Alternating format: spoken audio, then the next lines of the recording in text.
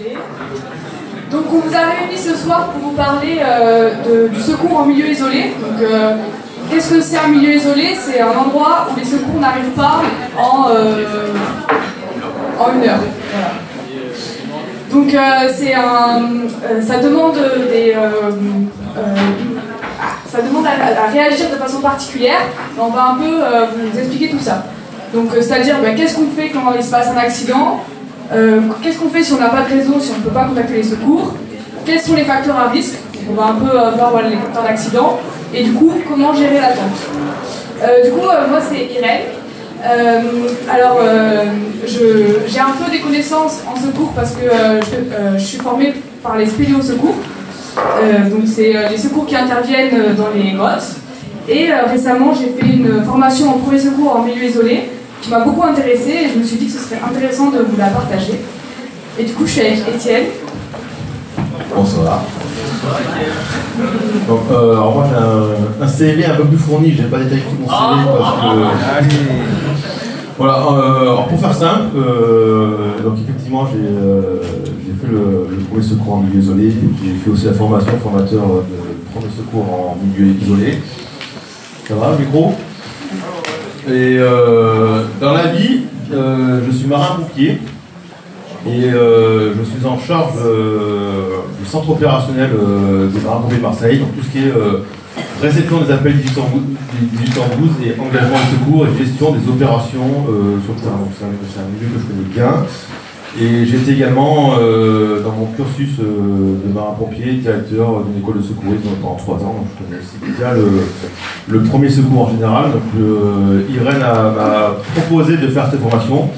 Donc c'est elle qui l'a montée. Moi je suis juste là en soutien technique et apporter des précisions purement techniques de la formation et répondre à vos questions si Irène n'a pas la réponse, mais c'est vraiment Irène qui va vous présenter son projet et je vais la soutenir dessus. Donc voilà, donc elle vous a expliqué un peu le plan, mais effectivement si je explique un peu le milieu isolé, on reviendra un peu plus en détail dans le diaporama. Donc les secours en France sont organisés de façon à ce que vous ayez partout en France des secours en moins d'1 heure. Donc ça c'est un peu la doctrine nationale. À Marseille c'est 10 minutes.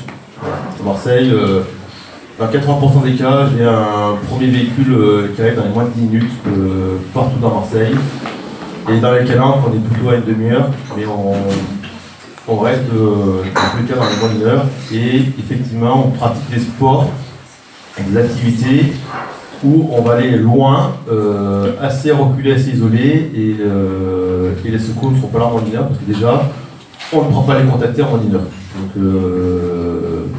Donc ça va être un petit peu embêtant, et de là, il faut faire des bons gestes et des bonnes réactions pour sauvegarder au maximum la victime et la maintenir dans les meilleures conditions. Voilà. Autre chose à préciser, on ne va pas vous apprendre des gestes ce soir. C'est pas une formation gestuelle et on n'est pas là pour vous apprendre des gestes, on est juste là pour vous apprendre les bons comportements. Pour la première étape, il se passe un accident et entre le moment où il se passe l'accident et le moment où les secours interviennent, quels sont les premiers gestes que vous devez effectuer et pourquoi aussi. C'est aussi la raison de bien les comprendre. Voilà. Je ne repasse une fois et on va porter la formation. Donc avant de parler d'un accident, on va parler de pourquoi l'accident arrive. Donc il y a plusieurs facteurs qui peuvent entraîner un accident. Donc le premier, c'est le facteur humain. C'est le plus fréquent, c'est celui qui amène le plus souvent à un accident. Donc il y a plusieurs facteurs dans ce facteur. Il y a déjà l'habitude. Donc l'habitude c'est quoi? C'est j'ai déjà fait cette sortie à de nombreuses reprises, je connais l'itinéraire, je connais bien. Et du coup c'est l'incapacité à remettre en question ce qui va se dérouler dans la sortie. C'est-à-dire qu'il y a quelque chose qui ne se passe pas comme prévu, mais en fait vous avez l'impression de connaître l'endroit et du coup vous allez être moins vigilant. C'est un peu aussi le même principe quand on dit qu'on a un accident de voiture à l'endroit où on connaît mieux la route. Ensuite il y a l'obstination. Donc l'obstination c'est il faut absolument que j'arrive au sommet, il faut absolument que j'aille jusqu'au fond de la grotte, il faut absolument que j'aille au bout de ma sortie, c'est ne pas accepter de renoncer. Après on a l'autorité. Donc il y a une personne qui a une autorité sur nous et qui va nous, par exemple, nous dire mets ton assureur comme ça, Nous, on n'ose pas, on va le faire, et en fait, bah, il fallait pas le faire, voilà, donc c'est l'argument d'autorité. L'aura de l'expert, alors là, c'est un peu différent de l'autorité, parce que c'est pas quelqu'un qui va nous l'imposer, mais quand même, bah, on va l'écouter parce qu'on estime qu'il est expert. Et il y a aussi l'inverse, c'est-à-dire qu'on va estimer qu'une personne est experte, et on va pas, par exemple, lui dire que son baudrier est mal mis, et en fait, ça peut entraîner bah, la chute de cette personne, ou un problème sur cette personne, parce qu'on ne se sent pas légitime pour remettre en question ce qu'elle dit. Et après, il y a la séduction. Alors la séduction, bah, ça peut être quelqu'un qui vous plaît dans la sortie, mais ça peut être... On va que la sortie là. Une mise en situation, quelque chose. Ah ouais, je dépends de ça. Ça peut aussi être la présence de caméras, par exemple, quelque chose d'inhabituel qui va faire changer votre comportement. Et donc ça, c'est vraiment les facteurs sur lesquels on peut avoir en fait le plus d'impact, mais qui vont aussi créer le plus de situations accidentogènes. Ensuite, on a le facteur condition. Donc le facteur condition, c'est toutes les informations sur la sortie, donc la météo, le parcours, le niveau de difficulté, le dénivelé, les horaires, les difficultés techniques et le niveau physique général du groupe. Donc c'est très important que toutes ces informations elles soient connues par l'ensemble des personnes qui font la sortie. Parce que c'est comme ça qu'on va aussi pouvoir s'auto-réguler, savoir si on est capable ou pas de faire la sortie. Et donc c'est important de la communication et de connaître tous les facteurs de conditions de la sortie. Et enfin le facteur terrain, donc c'est ce sur quoi nous ne pouvons pas agir. Donc j'espère que vous appréciez les photos faites par l'intelligence artificielle. S'il y a des voix qui sont un peu parties. Il y a des gens qui volent. Ah ouais. Donc ensuite on va voir ceux qui tuent notamment en montagne ou en milieu isolé. Donc on a l'hypothermie, l'hémorragie, l'inconscience, l'arrêt cardiaque, l'étouffement et les chocs traumatiques importants. Donc il y a une petite pyramide qui existe, c'est la notion c'est la règle des 3. Donc c'est qu'est-ce qui tue en 3 secondes, en 3 minutes, en 3 heures, en 3 jours et en 3 semaines. Donc déjà, est-ce que vous avez une idée de ce qui peut tuer en 3 secondes? L'absence de vigilance, la panique, la chute, voilà. Qu'est-ce qui tue en 3 minutes? Ça peut, mais c'était pas la réponse. Ah, c'était pas la réponse, c'était... Ah bah si. J'ai fait le diaporama il y a longtemps. Qu'est-ce qui tue en 3 heures? L'hypothermie. L'hypothermie, ouais, la régulation thermique. En 3 jours, ça vous savez tous. L'eau. Et 3 semaines, c'est sans nourriture solide. Bon, c'est des statistiques, hein, c'est pas... Plus ou moins résistant, selon c'est la pyramide de base. C'est la pyramide de base des règles de 3 et à laquelle il va falloir faire attention, notamment une qui est hyper importante en milieu isolé, mais on va le développer.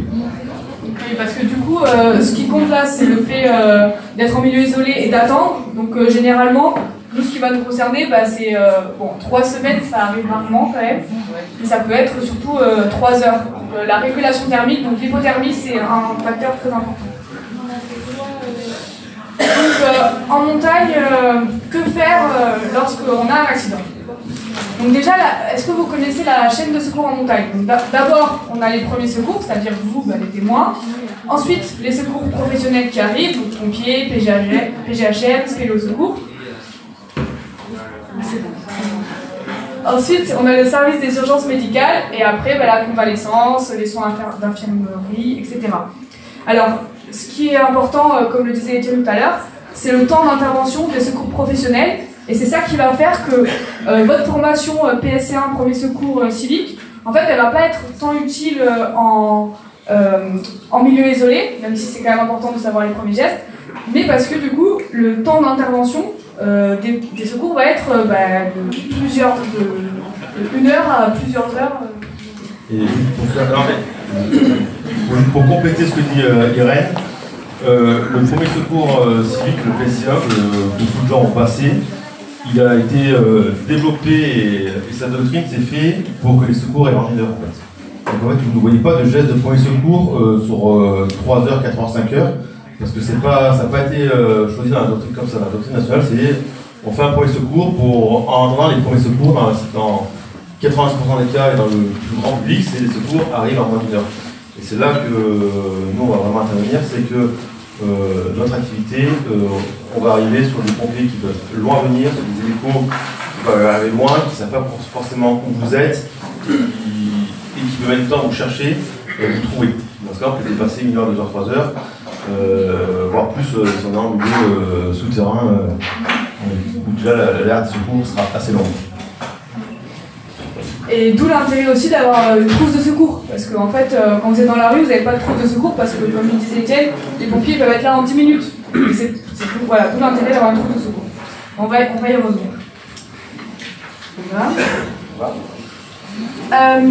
Donc, si on revient sur les premiers secours, c'est-à-dire qu'est-ce que vous allez faire, vous les témoins, quand vous êtes témoins d'un accident. Déjà, une des premières choses, c'est qu'il y a beaucoup de freins pour passer à l'action. Donc il y a plusieurs freins, notamment par exemple chez les femmes, faire un massage cardiaque, ça peut faire peur pour beaucoup de gens. Donc après, ça, il y a des techniques aussi, je vous invite aussi à vous former là-dessus, des techniques pour faire des massages cardiaques si on a peur de toucher la poitrine des femmes. Et après, il y a d'autres freins à l'action, c'est notamment le fait d'avoir peur de faire un mauvais geste qui va entraîner une aggravation, une complication. Voilà. Et donc pour ça, il y a la responsabilité du primo-intervenant. Donc c'est une loi qui est passée pour justement protéger le statut de citoyen sauveteur, pour que vous soyez protégé si vous faites un geste qui entraîne des conséquences. Parce que ce qui est important, et du coup, c'est la non-assistance à personne en danger. Donc pour essayer de vous protéger, il y a eu cette loi. Le citoyen sauveteur est exonéré de toute responsabilité, voilà. Sauf si vous faites une faute lourde, ou intentionnelle.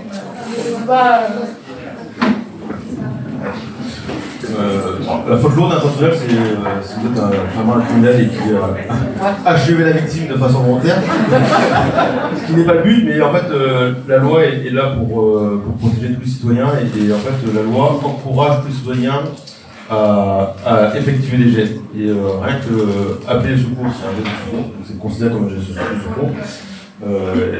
Et nous on vous encouragera par la suite à aller plus loin et ne pas hésiter à aller toucher la victime, ne pas hésiter à la réconforter, ne pas hésiter à le mettre dans une position de confort qu'on va continuer à développer. Mais voilà, faut pas vous dire que je ne connais pas les secours, est-ce que si je le fais encore plus mal, elle va porter plainte contre moi et on va me reprocher? Non, la loi vous protège, donc il vaut mieux essayer de faire quelque chose que essayer de rien faire et qu'elle meure sous vos yeux. C'est dans ce sens-là que va la loi. Du coup, d'où l'intérêt d'avoir une trousse de secours.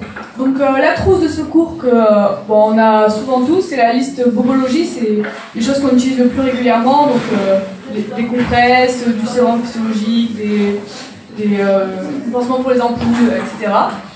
Mais en fonction de l'activité que vous allez faire, il est possible d'avoir des trousses spécifiques pour certains accidents. Donc on a une trousse pour les traumas, donc on met des attelles, des ciseaux d'urgence pour pouvoir découper des habits, etc. On a la trousse hypothermie. On a mis la couverture de survie en rouge parce qu'en fait on la met dans la trousse hypothermie, mais ça c'est pas quelque chose qui est très lourd, la couverture de survie, et c'est vraiment quelque chose qui peut vous être d'une grande utilité, donc moi je vous encourage à l'avoir dans toutes vos sorties, dans tous vos sacs à dos, voilà. Et après sinon c'est lampe frontale, allume-feu. Bon ça c'est plutôt pour l'aspect Léo, mais ça peut quand même être utile en montagne. Et après la trousse hémorragique, donc on a le garrot et le ciseau d'urgence, je laisse... Ouais, alors la trousse secours c'est toujours un peu le dilemme, est-ce que j'en prends une parce que c'est lourd et du coup je veux m'alléger le plus possible, ou est-ce que j'en prends pas, et puis si j'en prends une, qu'est-ce que j'y mets dedans? Alors le but c'est pas de partir en mode survivor et avoir une trousse secours inutilement pompier et qui pèse 10 kg. Le but c'est vraiment aux justes mesures par rapport à votre activité, et des fois on apporte des choses qui nous servent à rien, parce que les compresses, les pansements, etc., c'est rare qu'on en donne une compresse ou de choses. Par contre la couverture de survie, c'est vraiment l'élément pour nous qui nous semble indispensable, c'est-à-dire que c'est hyper léger, pas me dire que 3 grammes c'est lourd à porter, et clairement ça peut vous être utile, ça peut vous sauver des vies, et c'est ultra facile à utiliser en fait, c'est vraiment le petit truc en plus qui coûte rien à mettre dans le sac et qui peut vraiment le jour d'un besoin la sortir facilement et l'utiliser très facilement parce que c'est vraiment hyper simple. Après voilà, il faut vraiment adapter votre trousse à votre sport. On n'a pas tout le monde de prendre un garrot avec lui, mais voilà. Posez-vous la question de est-ce que ça peut me servir ou non et quel poids ça fait. Voilà. Et des fois, des trucs super légers, on n'est pas 3 grammes près, quoi. Ouais. Alors le pansement compressif, ouais, ça je vais venir parce que elle est meilleure en présentation. Le pansement compressif, c'est quand même un pansement qui est un peu technique à poser. Donc oui. La couverture de survie par rapport à une veste, est-ce que ça tient chaud ou pas? La couverture de survie, ça tient très chaud. Pardon? Une veste sur une filet cadeau, il y a pas de couverture ou... En fait, les deux vont tenir chaud, mais la couverture par rapport à une veste, tu veux, ta veste elle va peser un certain poids. Et l'idée, c'est pas forcément avoir l'idée de prendre une veste. Parce qu'il fait chaud, il fait beau, tu vas porter un t-shirt. Pourtant, quand tu vas avoir un accident, que le soleil va commencer à se coucher, que le vent va se lever, et ben, tu seras bien content d'avoir ta couverture de survie, et tu n'auras pas besoin de ta veste. Mais les deux se complètent en fait. Voilà. Mais à conseiller, si tu dis est-ce que je prends une veste ou une couverture de survie, en fait, la veste, tu vas la prendre en fonction de la météo. Alors que la couverture, tu l'auras toujours avec toi. Voilà, c'est un peu la différence. Ouais, et pour finir sur le pansement compressif, c'est quand même quelque chose qui est assez technique. Donc si vous savez l'utiliser, si vous en avez, ben, prenez-les. Si vous pensez avoir des accidents qui puissent avoir des hémorragies graves, si maintenant vous ne savez pas utiliser les pansements compressifs, il vaut mieux faire un garrot, ça sera beaucoup plus simple et plus efficace. Voilà, donc après ça va dépendre aussi de votre connaissance du secourisme et d'affiner en fonction votre trousse de secours. Ne prenez pas des équipements de secourisme si vous ne savez pas du tout comment les mettre en place et comment ça marche, parce que le risque c'est de mal le poser et en fait c'est totalement inutile ou que vous pensez que vous avez bien fait un bon pansement et en fait ça sert à rien. Voilà. Pour la petite précision. Et pour ceux qui s'interrogent, la bougie, c'est parce qu'en fait on peut la mettre par exemple sous la couverture de survie, allumer la bougie et ça va vous réchauffer. Au cas où, je sais pas si c'est clair.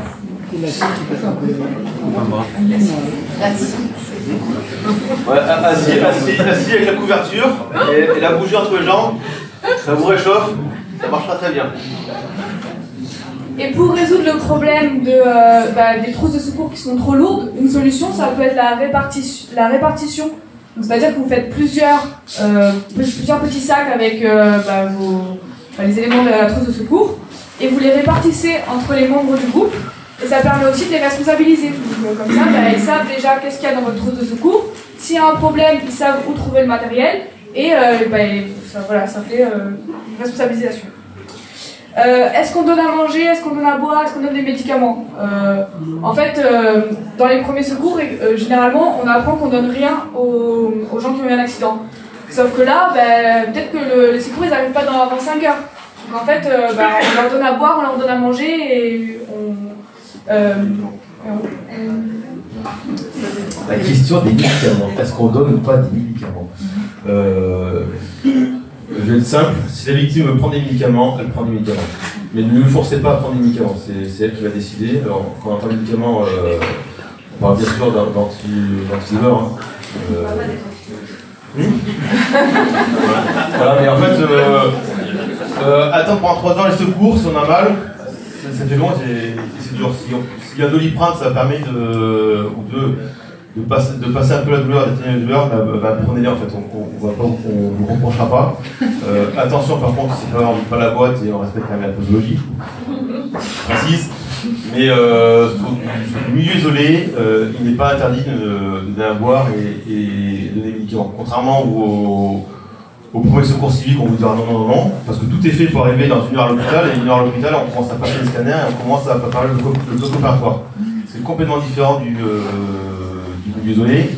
Dans une heure, les victimes ne s'arrêtent toujours pas à l'hôpital. Donc en fait, des fois, si si pour son confort, et là il faut toujours penser un peu au confort de la victime, si pour son confort, lui faire prendre l'eau, ça c'est important parce qu'on l'a vu, bon, 3 jours c'est sympa, mais quelqu'un qui a soif, il faut lui donner à boire, et quelqu'un qui a mal, et ben voilà, pensez à son confort avant tout, parce que l'attente peut être très longue.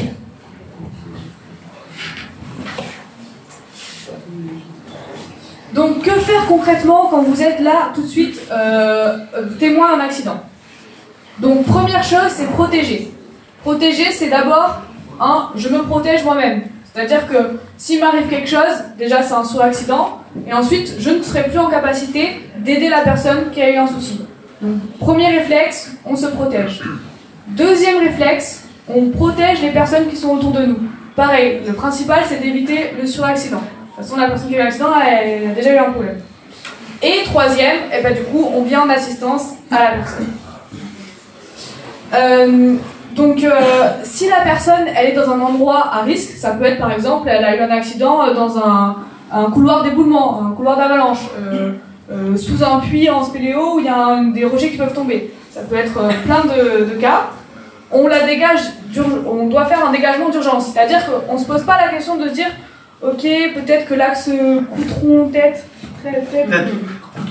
Coutron, il n'est pas respecté, peut-être que je vais... Non, en fait, la personne, il y a un caillou qui peut lui tomber dessus, on la sort. Là, il y a des techniques qui existent pour être plus efficaces, par exemple. Si la personne elle a un sac à dos, vous la prenez avec son sac à dos et vous pouvez la tirer plus facilement. Et ça permet aussi de la maintenir un petit peu. Donc voilà, il y a des techniques qui existent, mais bon, on ne va pas forcément rentrer dans le détail. Donc un danger IRI, c'est un danger immédiat, réel, insupprimable. Voilà. C'est quand il y a ce type de danger, on enlève on dégage la victime. Ensuite, il y a l'examen, c'est-à-dire, d'abord on regarde autour, est-ce que j'ai bien considéré tout ce qu'il y avait autour de la victime, est-ce que les personnes autour sont en sécurité, voilà. On examine psychologiquement le groupe, parce qu'en fait, on considère aussi quand il y a eu un accident que toutes les personnes qui sont autour sont des appliqués. Des victimes. Des appliqués. Et en langage français. En langage français, c'est vrai que le langage ou plutôt pro, mais ça reste des victimes secondaires d'accident et des gens qui peuvent être traumatisés psychologiquement. À effet immédiat ou effet plus tard, en tout cas, qui vont se reposer l'accident et se remettre l'accident dans les minutes, dans les heures qui viennent, et il ne faut pas non plus les négliger. Voilà. À titre professionnel, chez nous, marins-pompiers, dès qu'on a un accident qui concerne les marins-pompiers, on a l'habitude de relever l'ensemble de l'équipage sur intervention. Donc, pas forcément que le camion, mais l'ensemble qui était sur intervention, on les remplace dans l'heure qui suit, parce qu'on sait qu'in fine, ils ne seront plus aptes à continuer l'intervention. Voilà. Oui. Est-ce que vous recommandez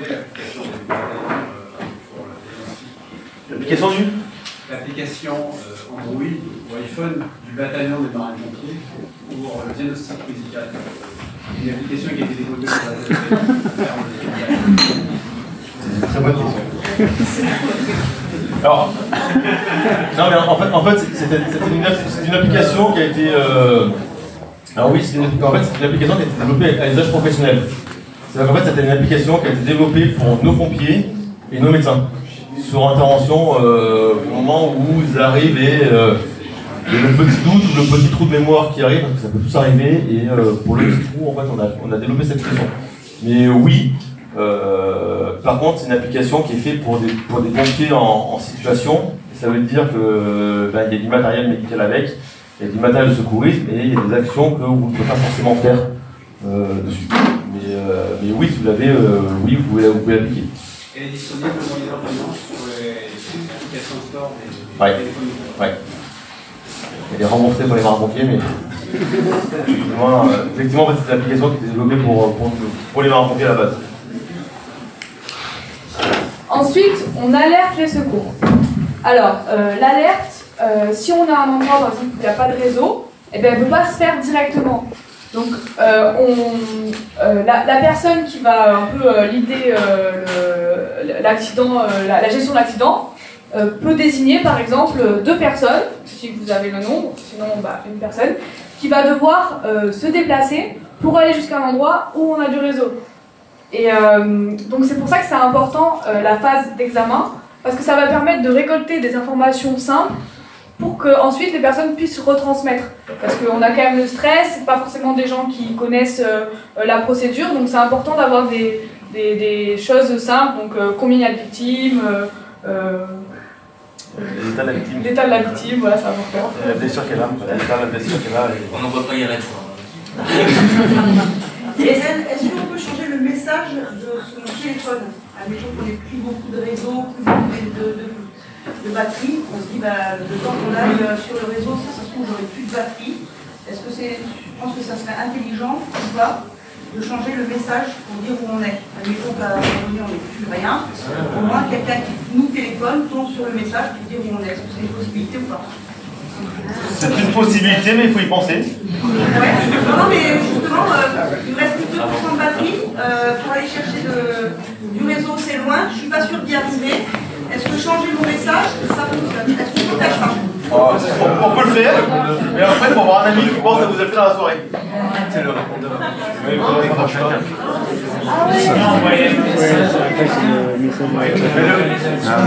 Le plus simple, c'est d'envoyer un texto à quelqu'un. Est-ce qu'il faut du réseau pour changer son message? Oui. Oui. Si vous avez du réseau, le mieux c'est d'essayer de faire un. Je ne vais pas dire numéro de gens parce que c'est dans le dire vous qu'on posera la question, mais voilà, le plus simple c'est d'appeler. Voilà, et on essaye d'alerter même s'il y a un avis contraire de la victime. C'est-à-dire que normalement, la personne, si elle, par exemple elle a eu un choc traumatique, elle peut se dire ça va. Normalement, ce qu'on nous conseille, c'est de quand même alerter les secours, et ensuite c'est eux qui vont prendre la décision de dire ok, c'est grave ou non, en fait c'est pas grave. Vaut mieux appeler pour rien que de penser qu'on est assez fort pour tenir et en fait ça se transforme en accident grave.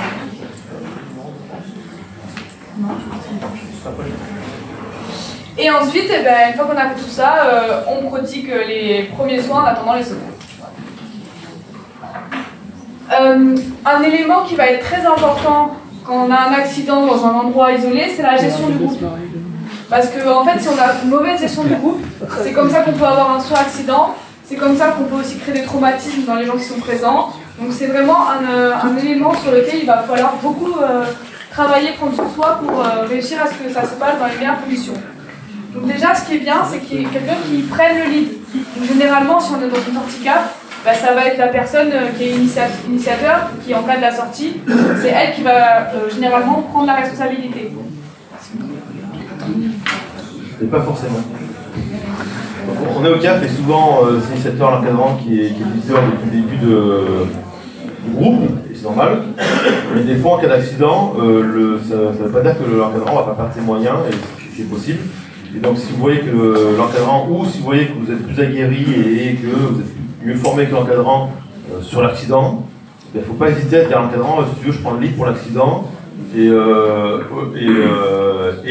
m'occupe de gérer le groupe, et je m'occupe de gérer la victime, et je vais le protéger les premiers soins. Voilà. Donc il ne faut pas hésiter non plus, parce que vous n'êtes pas encadrant à la sortie, mais pour autant vous êtes formé au geste de premier secours et où est que la l'encadrant, comme il a mis l'accident et qui disent je suis responsable et qui commence à perdre ses moyens psychiques, d'aller le remplacer, d'aller le relever en fait.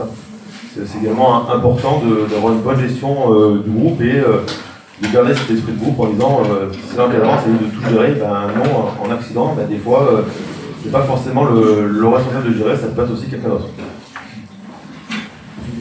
Et donc c'est aussi important que les autres personnes respectent même si on peut toujours remettre en question si on voit que la personne fait quelque chose de pas correct, mais de ne pas rentrer dans des conflits ou quoi.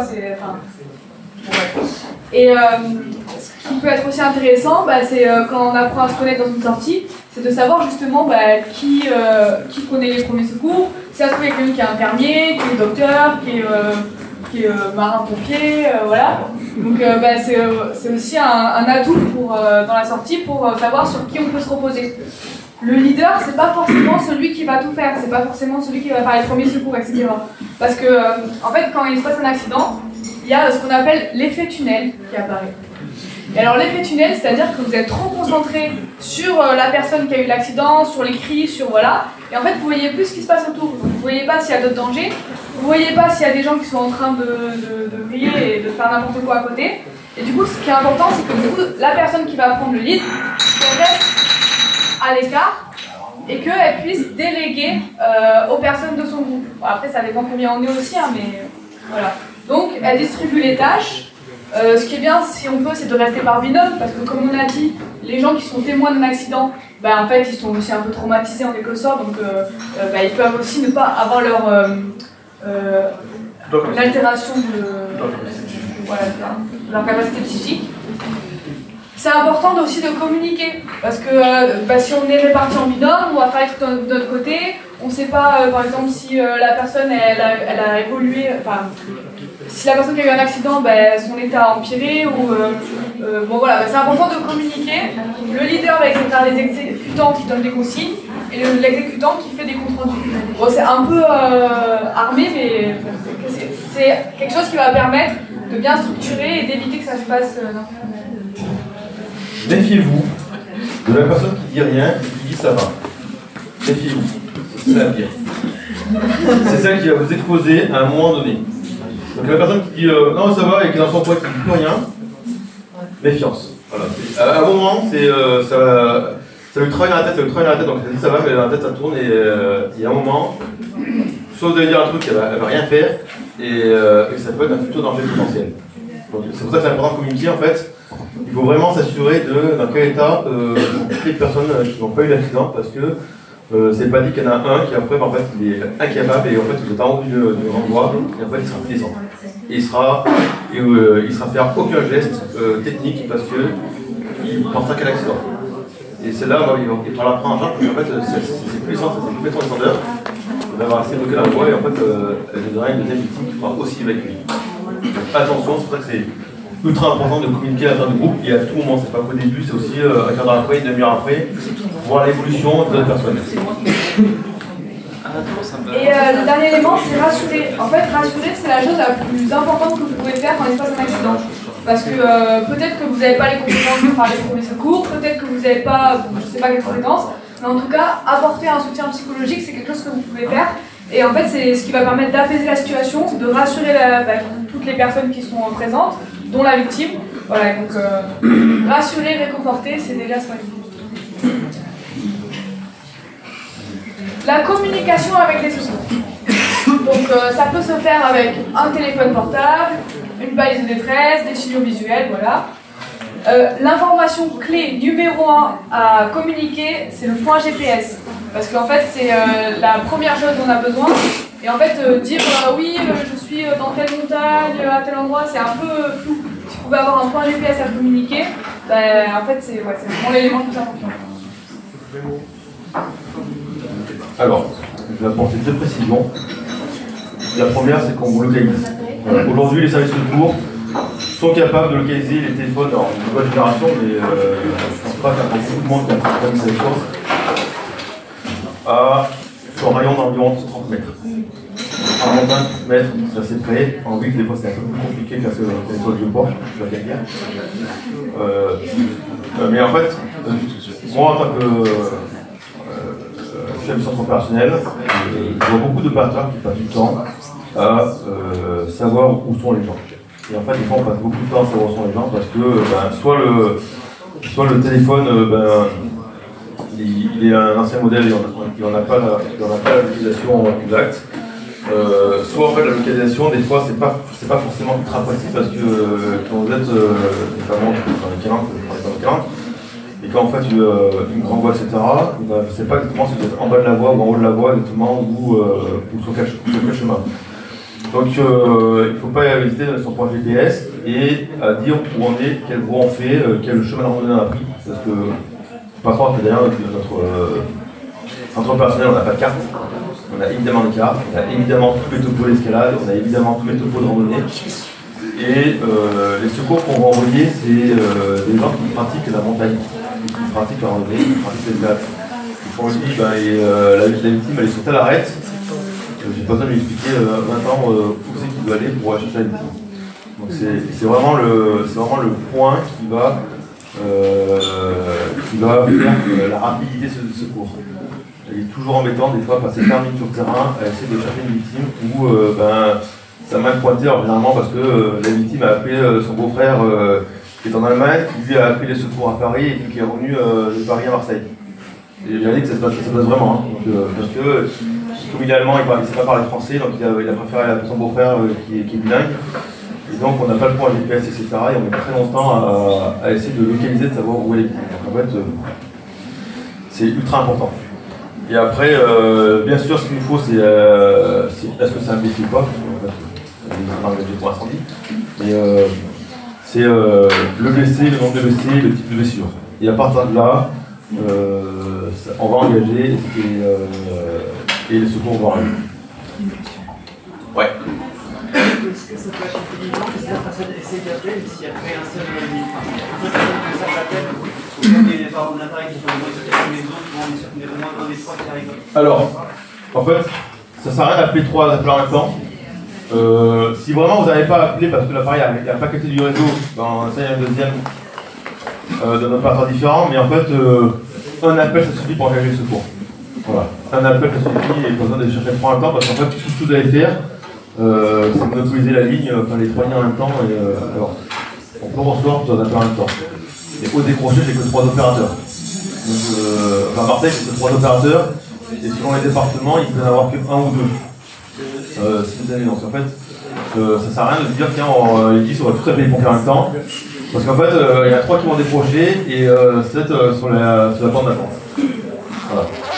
Ouais. La mention appel d'urgence numéro 1, ça correspond à quoi en fait? Alors, une vraie question. Votre opérateur reconnaît votre téléphone, se connecte à son réseau, et là, c'est tout normal. Maintenant, quand vous avez appel de lancement, c'est qu'en fait, il n'y a aucune antenne relais de votre opérateur. Par contre, le téléphone capte les antennes relais des autres opérateurs en concurrence.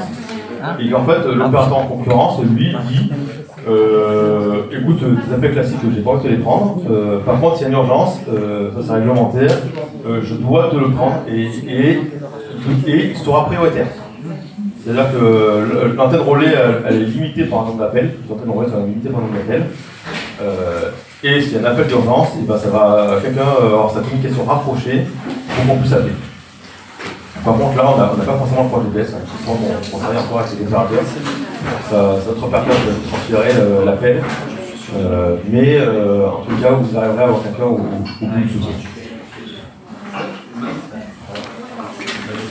Il y a une question. Le lien de localisation que t'envoie le PG par texto, c'est le site localisé ou le site appel, le simple appel suffit à le... Alors, aujourd'hui, le simple appel suffit. Normalement. C'est comme partout, c'est comme un service qui a 1 an et demi. Et donc des fois, là, par exemple, appel via notre opérateur, ça ne passe pas, il y a quelqu'un où ça ne passe pas. Donc il vous envoie le texto. Et le texto, en y répondant, ça renvoie le lien GPS directement vers le service. C'est que si on n'a pas réussi à avoir l'appel. Ouais. Et si vous n'avez pas réussi à envoyer le texto, là, il faut sortir votre application GPS et dire à votre fille. Mais ouais, le texto marche. Le texto, ça fait maintenant 5 ou 6 ans que ça a été mis en place. C'était la première solution qui a été mise en place pour récupérer la localisation des appels.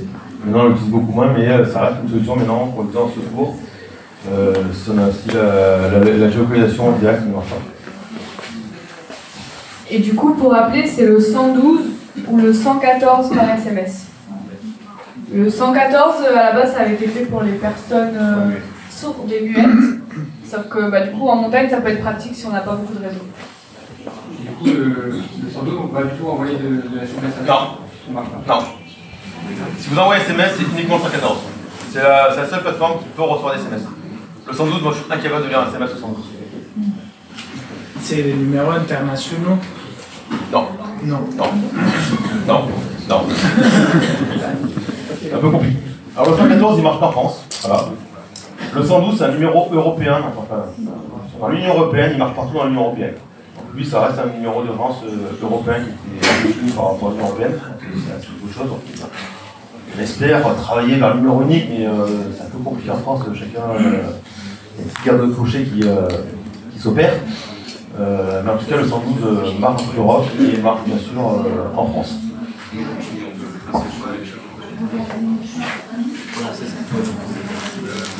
Donc maintenant, on va passer sur la gestion de l'hypothermie. Donc pour bien gérer une hypothermie, ce qui est déjà important, c'est de la comprendre.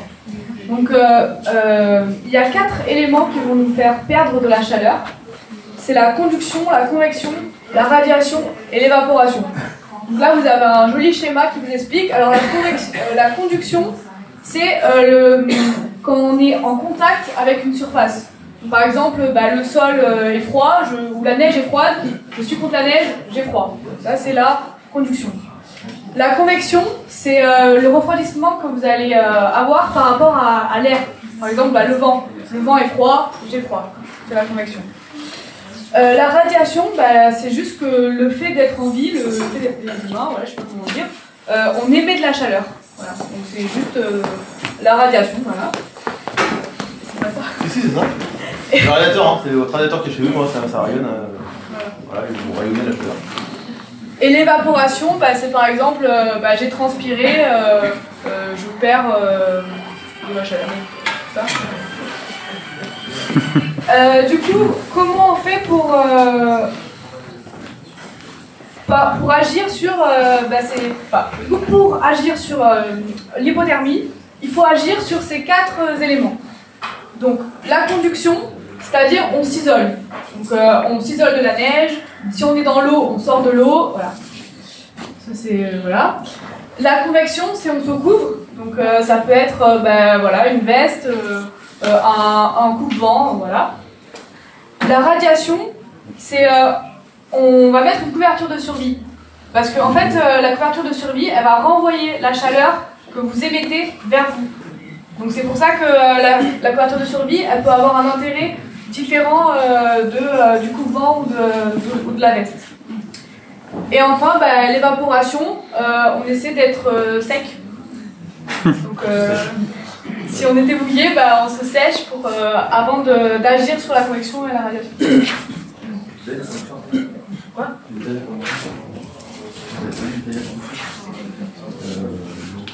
Je vais détailler. La conduction, on voit sur le petit diapo, c'est 5% de perte de chaleur, parce qu'on a des bonnes semaines, on est tous debout. Pour autant, en cas d'accident, ça sera l'effet majoritaire qui va engendrer l'hypothermie. Parce que vous êtes allongé au sol, et vous êtes en contact du sol, en montagne, dans la neige, et c'est là que vous allez perdre toute votre chaleur, c'est là que vous allez tomber en hypothermie. Voire dans l'eau. Donc vous allez perdre votre hypothermie. Donc en fait, vous isolez du sol et isoler la victime du sol en cas d'accident, c'est primordial. Voilà. En fait, oui.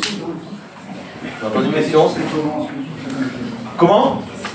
Comment ? En fait, il faut poser au sol des sacs à dos, des vestes, etc. Et remettre la victime par-dessus. Voilà. Le but, c'est qu'il y ait une couche entre la victime et le sol. Voilà, une couche d'air, une couche de vêtements, des sacs à dos, ce que vous avez à étaler. Donc videz votre sac à dos éventuellement. Mais en fait, il faut à tout prix la protéger du sol parce que c'est là que va engendrer l'hypothermie.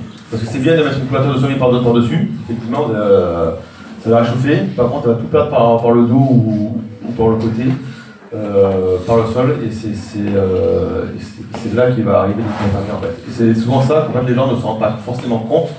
C'est que la victime est tombée en hypothermie parce qu'en fait elle n'a pas eu sa chaleur par la conduction par le sol. Et du coup, la pire des situations, c'est l'eau glacée parce que l'eau glacée, l'eau elle a une conduction 32 fois plus importante que le sol. Voilà. Donc, ça paraît assez logique, mais il ne faut pas rester dans l'eau glacée quand même. Donc, pour aussi comprendre l'hypothermie, il faut un peu comprendre comment il fonctionne le corps. Donc, ce qui est important pour votre corps, c'est vos organes. Donc, c'est-à-dire, c'est le buste et le cerveau. Donc, c'est ces éléments-là que le corps va chercher, sur lesquels le corps va essayer de garder la chaleur. Donc, c'est le noyau central, avec tous les organes, et l'écorce, l'écorce, c'est les bras, les jambes. Et du coup, quand on a froid et qu'on n'arrive pas à réchauffer tout notre corps, il y a un système de défense qui est que le corps va réduire le flux de sang vers les extrémités. C'est pour ça que quand vous avez froid, vous commencez à avoir d'abord les doigts qui sont gelés. Parce que en fait, le corps va réduire l'afflux de sang vers les mains, vers les bras, pour le garder sur le corps.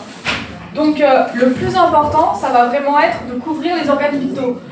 Si vous couvrez les bras et que vous êtes torse nu, bah, en fait ça sert à rien. Ensuite, on protège les extrémités, mais c'est quand même secondaire par rapport au tronc. Et voilà, pour maintenir la chaleur. Est-ce que vous connaissez la température du corps normale? C'est 36,6. Ça dépend des gens. C'est 36 et 37. C'est bon, répondre, c'est des 37. En dessous de cette température, vous êtes en hypothermie.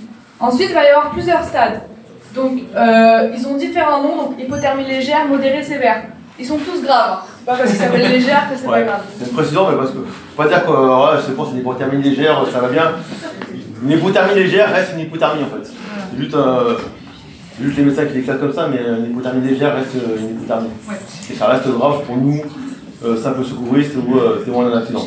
Ce qui va être compliqué, c'est que vous n'allez pas forcément réussir à identifier sur une personne à quelle température elle est en fait, si vous n'avez pas de thermomètre. Donc en fait, vous ne savez pas forcément où elle en est. Donc il y a quand même quelques éléments qui peuvent vous faire, qui peuvent vous aider, mais c'est vrai qu'en fonction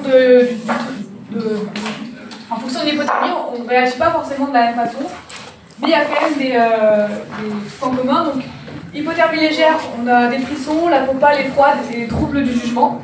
Donc ça peut facilement arriver en haute altitude. Après l'hypothermie modérée, on a un ralentissement psychique, une obnubilation, je ne sais pas ce que c'est. Je vais expliquer. Omnibilé. Ah oui, on a un objectif et on le garde en tête et on pense qu'à ça. Par exemple, quelqu'un qui a eu un accident, il pense ah oui mais dans ma voiture j'ai oublié la peluche de mon enfant, ça va pas du tout, alors que le mec il a une hypothermie, il va pas bien et il pense qu'à un seul truc quoi. Et après on a l'hypothermie sévère et donc là il y a le risque d'arrêt cardiaque qui est fortement possible. Voilà. Alors du coup pour traiter l'hypothermie, on fait un réchauffement passif, c'est-à-dire on met la victime dans un environnement chaud, mais on évite le réchauffement actif. Qu'est-ce que c'est le réchauffement actif? C'est quand vous venez frictionner comme ça la personne. Pourquoi? Parce que comme je vous ai expliqué tout à l'heure, les vaisseaux sanguins ils laissent moins passer le sang dans les extrémités pour éviter pour garder le sang chaud à l'intérieur vers les organes vitaux. Et du coup, si vous frictionnez, en fait, ça va entraîner que le sang qui est froid dans vos extrémités va venir en fait, ça va améliorer la circulation de votre sang et ça peut entraîner du coup un afflux de sang froid vers vos organes vitaux et du coup entraîner un arrêt cardiaque. Ensuite, on s'isole et on évite le syndrome after drop. Donc, en fait, c'est ce que je vous ai expliqué, ça, la vasoconstriction, c'est le fait que le sang ne circule plus dans les membres. Voilà. Et donc ça, c'est un élément important, par exemple, quand on sort quelqu'un d'une avalanche. Donc la personne, elle a froid, elle a été en hypothermie. Par exemple, si elle est un peu recroquevillée et que je bouge son bras trop vite, et pareil, ça va entraîner un afflux de sang froid vers le corps et ça peut entraîner un arrêt cardiaque, un arrêt cardio-respiratoire. Voilà. Donc quand il y a quelqu'un qui est en hypothermie, on la réchauffe de façon petit à petit. Oui. Qu'est-ce qui fait qu'on n'est pas tous égaux face à l'hypothermie en fait?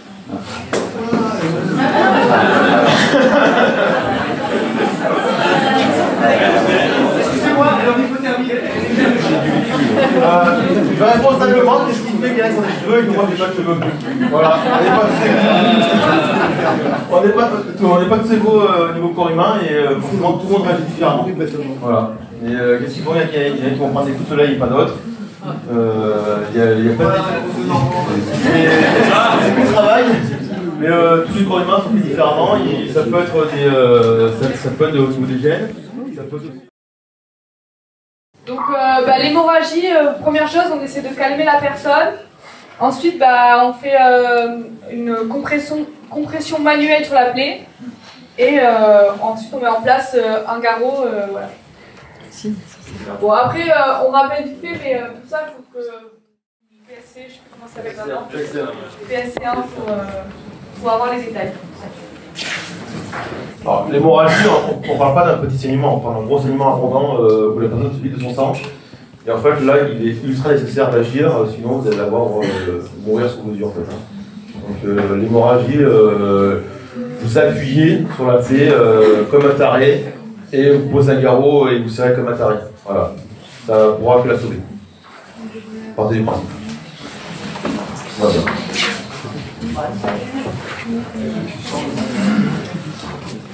Une victime qui est inconsciente mais qui respire. C'est-à-dire qu'elle ne répond pas. C'est-à-dire si vous l'appelez, elle ne répond pas. Si vous la secouez, elle ne se réveille pas. Si vous lui mettez une claque, elle va mal. On ne va pas calmer une victime, hein.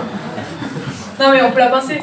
On peut la pincer, mais on reste quand même dans le... Donc voilà, pour vérifier la conscience, c'est est-ce qu'elle est éveillée, est-ce qu'elle répond aux ordres. Par exemple, vous lui tenez la main et vous lui dites serre-moi la main. Est-ce qu'elle répond?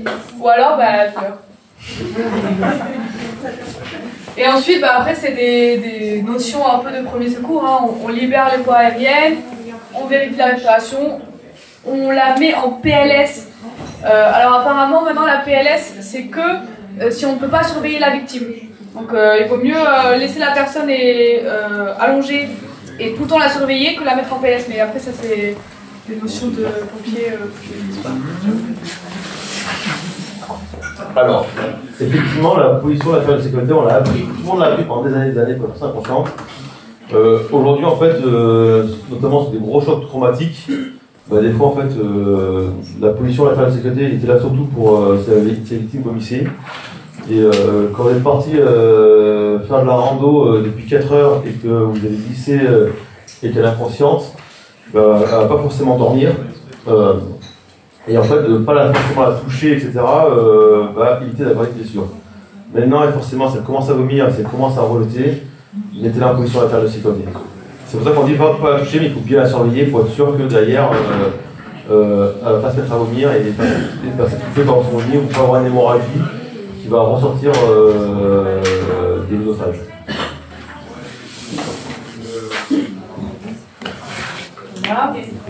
Oui. Quand on est loin des secours et que ça peut durer longtemps, quand on est loin des secours et que ça peut durer longtemps, comment est-ce qu'on surveille quelqu'un sur des longues périodes? Ça se met une journée entière, c'est à surveiller, c'est compliqué. On reste à côté, on regarde. C'est que deux là, vous la mettez en PLS. Hein. Enfin, après, c'est deux la mettez en PLS, mais en fait, c'est écrit comme ça, mais si à un moment, il n'y a plus personne qui peut surveiller la victime parce que vous devez porter le secours, ou vous devez faire un froid chaud, ou vous commencez à avoir froid et vous bougez, et ben on la mettez en PLS, vous faites ce qu'il faut, puis on revenez, mais en fait le but c'est que toutes les 10 minutes, il y a quelqu'un qui regarde la victime sans émotion. Étienne, je n'ai pas bien entendu ce que tu as dit tout à l'heure, que même si la victime était inconsciente, on ne la mettait pas forcément en PLS. Ouais, c'est ce qui est dans les nouvelles doctrines de secourisme. Ouais. Et du coup, vous nous apprenez que le fait qu'il pouvait avoir la tête devant, la langue pouvait fermer des voies respiratoires supérieures. En fait, c'est pour ça qu'il faut la surveiller. C'est-à-dire qu'en fait, c'est toujours un peu la doctrine de secourisme qui évolue chaque année, parce qu'un coup d'année on nous dit faites ça, puis l'année après ne le faites plus, l'année après refaites-le. Donc c'est pour ça que ça fait d'évoluer. C'est pour ça qu'il faut la surveiller qu'elle respire bien. Mais si votre victime elle est inconsciente, qu'elle respire bien, qu'elle ne vomit pas, son état va pas s'aggraver. Maintenant, si vous n'arrivez pas à surveiller et que vous voyez qu'elle respire mal, et ben oui, il va falloir la mettre en PLS, oui, il va falloir libérer les voies aériennes pour qu'elle respire mieux. Voilà, en fait, c'est toujours l'état de la victime qui fait que vous allez faire le geste ou pas. Mais vous dites pas, je la touche pas, et parce qu'on l'a dit, et vous la voyez souffler. En fait, le but c'est d'agir pour que la victime reste dans le meilleur état possible et dans la situation le plus confortablement possible pour elle.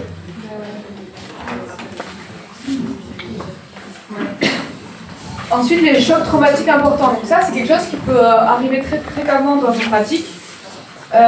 C'est quelque chose qui peut être assez déstabilisant parce qu'une personne peut avoir un choc et se relever comme si de rien n'était. Notamment parce qu'il y a l'adrénaline qui rentre en jeu et du coup on va pas avoir l'impression qu'on a mal par exemple, ou alors on peut avoir une hémorragie interne et pas s'en rendre compte et continuer à marcher comme si de rien n'était.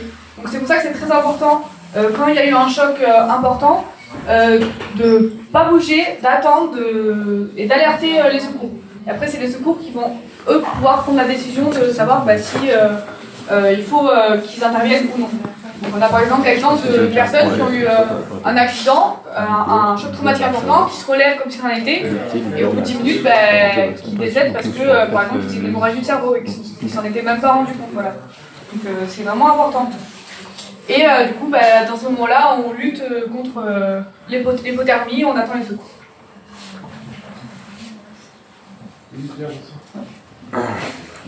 Après, il y a d'autres menaces vitales, donc on vous l'a dit très rapidement, mais voilà, pareil, c'est en faisant des formations premier secours que vous aurez les bons gestes pour pouvoir agir. Donc on a l'arrêt cardiaque, donc là on pratique un massage cardiaque. Il faut savoir que c'est 15 minutes les chances de survie à un massage cardiaque. C'est ça, en fait, dès 3 minutes d'arrêt du cœur, on commence à avoir les premiers symptômes au niveau du cerveau qui va irréversible. Donc le massage cardiaque, il faut le faire le plus tôt possible. Après, vous allez rester en milieu isolé et un peu cru. Mais une victime qui fait un arrêt cardiaque en milieu isolé, malheureusement, il y aura peu de chances de la réanimer. Voilà, parce qu'en fait, vous n'avez pas massé pendant 2 heures. Un, vous allez vous épuiser, et deux, malheureusement, ça ne vient à rien. Et malheureusement, ça c'est plutôt les stats qui nous le disent, mais les victimes qui font des arrêts cardiaques suite à des gros chocs traumatiques, on les récupère extrêmement rarement. Donc, il y a très peu de chances de les réanimer, donc là, peu de chances de les réanimer, plus un long massage sans secours. Malheureusement, pour la victime, vous aurez très peu de chances de les réanimer, mais alors voilà. Si vous pouvez faire le massage cardiaque, faites-le. Vous allez avoir les secours rapides, mais si vous savez que vous êtes en plein milieu d'un endroit, vous savez que vous n'aurez pas de secours avant 3 heures, malheureusement, au bout d'un moment, vous allez arrêter le massage cardiaque parce qu'il n'y aura pas à faire. Mais il faut quand même le faire. Surtout si je suis. C'est toi, ça? Faut pas s'épuiser s'il y a des. Faut pas se mettre en danger. Non, faut pas s'épuiser, faut pas se mettre en danger. On s'épuise pas à le faire si jamais même on risque. Et en fait, ne vous dites pas, si j'arrête, c'est moi qui l'ai tué, c'est pas vous qui l'aurez tué, mais c'est bien l'accident qui aura tué la personne et pas vous qui aurez essayé de la sauver. Et c'est parce que vous arrêtez un massage cardiaque après une demi-heure, parce que vous savez que le secours n'arrive pas, que vous avez tué la personne. Après, si c'est ton ami, je pense que tu vas quand même essayer de faire le massage cardiaque jusqu'au bout. Non, mais c'est ça. C'est des règles de base, on fait aussi attention à ça. Ouais. C'est ça que tu veux. Ouais. Étouffement, bon, ça dépend du type d'obstruction, ça varie, vous verrez si vous faites des secours. Et le malaise, pareil, on prévient les secours. Les malaises, alors moi je pensais que le malaise c'est quand on tombe dans les pommes. En fait, un malaise ça peut être plein de choses, ça peut être des sueurs froides, des nausées, des pâleurs, voilà. Et en fait, ça peut cacher quelque chose derrière, par exemple un manque d'oxygène dans le sang, quelque chose, voilà. On ne sait jamais vraiment à quoi ça peut être dû, donc c'est important de prendre la mesure des malaises. Et la dernière fois que on a fait la collègue, m'a dit que les bâtards de bouche à bouche. Ça change tous les ans. Oui, en fait. Oui, il y a quelle question? Faut-il faire le bouche à bouche ou pas?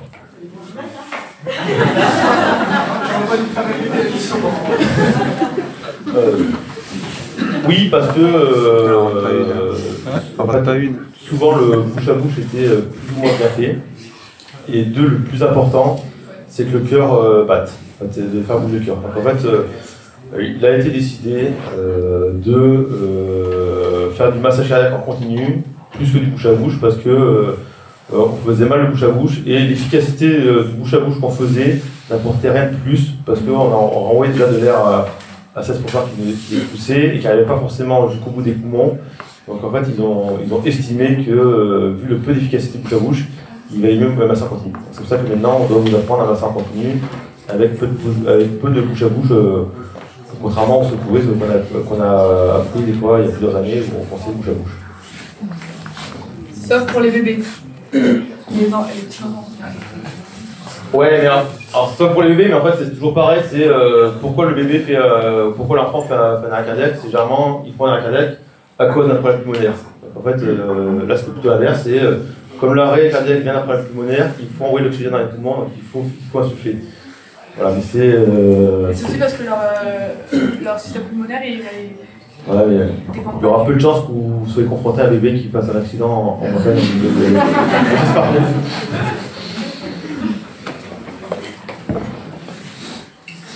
Et ensuite, il y a le stress post-traumatique, c'est-à-dire une fois qu'on est sorti de l'accident, que les secours sont intervenus, et c'est important déjà de s'auto-analyser, de voir si on a des symptômes post-traumatiques. Et ce qui peut être bien, c'est de faire des débriefings, d'en reparler, après, ça paraît logique, mais c'est quand même important de rappeler. Ouais, ça paraît logique, mais c'est souvent difficile à faire le premier pas. Et c'est souvent difficile à amorcer entre le groupe de reparler de l'accident. Parce que ça peut être grave, parce qu'il peut y avoir mort, et en fait c'est quand même assez important d'aller faire ce premier pas et d'aller parler aux gens parce que ça leur fait du bien et ça fait du bien à tout le monde, mais effectivement c'est toujours un peu difficile, on n'ose pas reparler de l'accident parce que est-ce qu'on est responsable ou pas, ou parce que est-ce qu'on c'est pas nous qui avons fait une faute, même inintentionnelle par imprudence et qui avons causé ou qui avons participé à la cause de l'accident, mais c'est important, et même au sein du CAF maintenant, après un accident, les membres du comité directeur vont prendre contact avec les gens qui étaient témoins de l'accident pour savoir comment ils vont, et témoins des victimes aussi pour savoir comment on va, parce que il y a pire que un pour la victime a cette sensation un peu de l'oubli, j'ai eu un accident mais personne ne prend des nouvelles, et du groupe qui reste un peu à cogiter dans son coin de cet accident et de ne pas en parler. Donc en fait, c'est important de communiquer après l'accident. C'est fini ? Du coup, petite conclusion. Donc, ce qui est important, c'est de se préparer, donc réduire les facteurs de risque, avoir une trousse de secours. Une fois que, si vous êtes face à un accident, c'est de rester calme, de rassurer la victime, de rassurer les personnes qui sont autour de vous, d'agir vite, chaque minute compte, et de bien communiquer. Voilà, merci pour votre attention.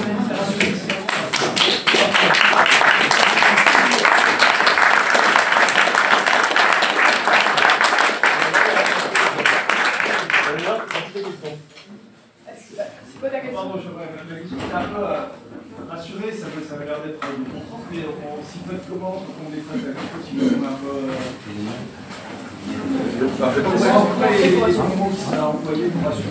Alors pour rassurer, vous parlez de tout, de la pluie du beau temps. Et ouais, c'est un peu délié. En fait, c'est de parler à la victime. Alors c'est pas forcément dire il n'y a rien de grave, parce que vous n'allez pas dire il n'y a rien de grave pendant 3 heures. Et en fait, ce qu'il faut faire, c'est vraiment parler à la victime de tout. En fait, de la pluie, du beau temps, du match de foot d'hier soir, du dernier film.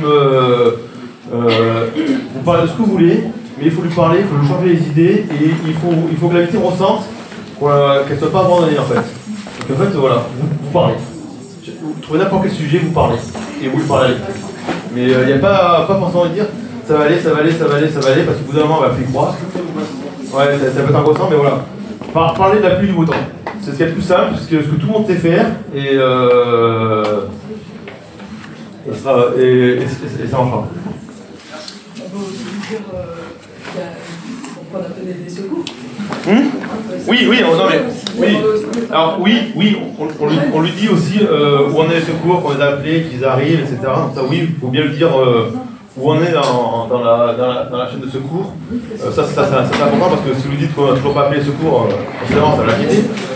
Mais quand vous allez dire c'est bon, on a eu le secours, ils arrivent, il y a une écho qui arrive, si ça va en route, ça va forcément participer à la rassurer. Mais entre ces phases longues, des fois qui peuvent être très longues, au moment où on a appelé le secours, au moment de l'arrivée, et ben voilà, n'hésitez pas à changer de sujet et à parler d'autres choses qui n'ont rien à voir avec l'accident. Ou alors, s'il y a plusieurs victimes, ce qui peut être important aussi, c'est si que les victimes, si elles ne sont pas à côté, c'est de rassurer la première victime sur l'état de la deuxième, inversement, même si ce n'est pas forcément le cas, pour éviter de rajouter l'inquiétude. Alors, je prends des idées, donc si jamais imaginons que je suis dans un groupe où il est pas certain à cause de la chaleur, est-ce que c'est un peu la base d'une hypothermie? C'est-à-dire que je dois essayer de lui refroidir la tête et le tronc, de sorte avant tout le reste. Si je fais un des secours, est-ce que je dois quand même essayer de protéger un peu mon dos, ou est-ce que des moyens de refroidir quelqu'un sans dépenser tout son dos? Alors, l'hypothermie, oui, tu peux refroidir la victime avec de l'eau. Alors le mieux c'est mettre un linge humide et pas le balancer une bouteille d'eau sur la tête parce que l'eau va vite partir et il parle d'eau. Donc c'est plutôt un linge humide que tu le poses sur la tête qui sera beaucoup plus efficace que le tremper et moins traumatique. C'est toujours pareil en fait. L'eau pure ça peut lancer un peu un effet glaçon, donc ça sera un peu plus confortable à la victime. Et après garder de l'eau pour boire en fait. Là il faut aussi la faire boire en fait. Là l'hypothermie ça passe aussi par la déshydratation. Donc il faut aussi la faire boire. Donc voilà. Vêtements humides, linge humide et boire.